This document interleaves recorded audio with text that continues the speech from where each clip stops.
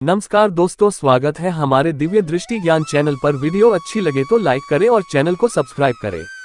श्री गणेश चतुर्थी व्रत कथा और पूजन विधि। भाद्रपद माह की शुक्ल पक्ष की चतुर्थी गणेश चतुर्थी के नाम से प्रसिद्ध है। इस प्रातःकाल स्नान आदि से निवृत्त होकर सोना, तांबा, चांदी, मिट्टी या गोबर से गणेश की मूर्ति बनाकर उसकी पूजा करनी चाहिए।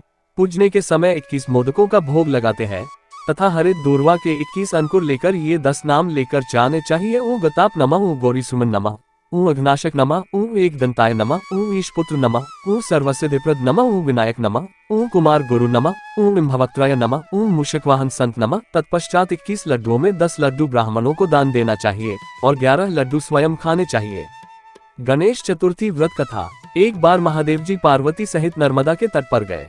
वहां एक सुंदर स्थान पर पार्वती जी ने महादेव जी के साथ चौपड़ खेलने की इच्छा व्यक्त की। तब शिव जी ने कहा, हमारी हार जीत का साक्षी कौन होगा?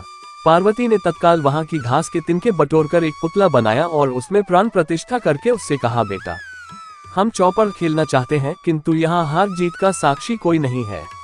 अतः खेल के अंत में तुम हमारी हार जीत के साक्षी होकर बताना कि हम में से कौन जीता कौन हारा।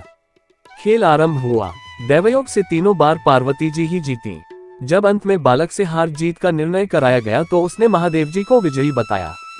परिणामतः पार्वती जी ने क्रुद्ध होकर उसे एक पांव से लंगड़ा होने और वहां के कीचड़ में पड़ा रहकर दुख भोगने का शाप दे दिया। बालक ने विनम्रता पूर्वक कहा, माँ, मुझसे अज्ञानवश ऐसा हो गया है। मैंने किसी कुटिलता या द्वेष के कारण ऐसा नहीं किया। मुझे क्षमा करें तथा शाप से मुक्ति का उपाय बताएं। तब ममतारूपी माँ को उस पर दया आ गई और वे बोली, यहाँ नाग कन्याएं गणेश पूजन करने आएंगी। उनके उपदेश से तुम गणेश व्रत करके मुझे प्राप्त करोगे। इतना कहकर वे कैलाश पर्वत चली गईं। 1 वर्ष बाद वहां श्रावण में नाग कन्याएं गणेश पूजन के लिए आईं।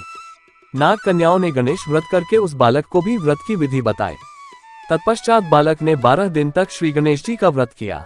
तब गणेश जी ने उसे दर्शन देकर कहा, मैं तुम्हारे व्रत से प्रसन्न हूँ, मनोवांछित वर मांगो। बालक बोला, भगवान, मेरे पांव में इतनी शक्ति दे दो कि मैं कैलाश पर्वत पर अपने माता पिता के पास पहुंच सकूं और वे मुझ पर प्रसन्न हो जाएं। गणेश जी तथास्तु कहकर अंतर्धान हो गए। बालक भगवान शिव के चरणों में पहुंच गया। शिव जी ने उससे वहां तक पहुंचने के साधन के बारे में पूछा। तब बालक ने सारी कथा शिव जी को सुना दी।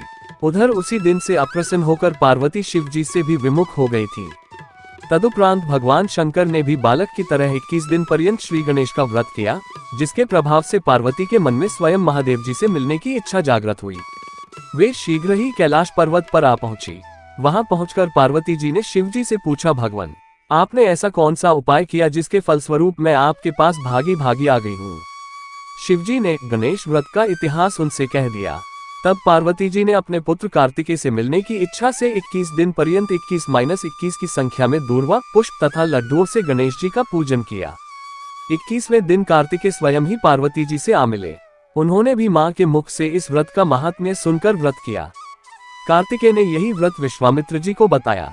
विश्वामित्र जी ने व्रत करके गणेश जी से जन्म से मुक्त होकर ब्रह्म ऋषि होने का वर मांगा।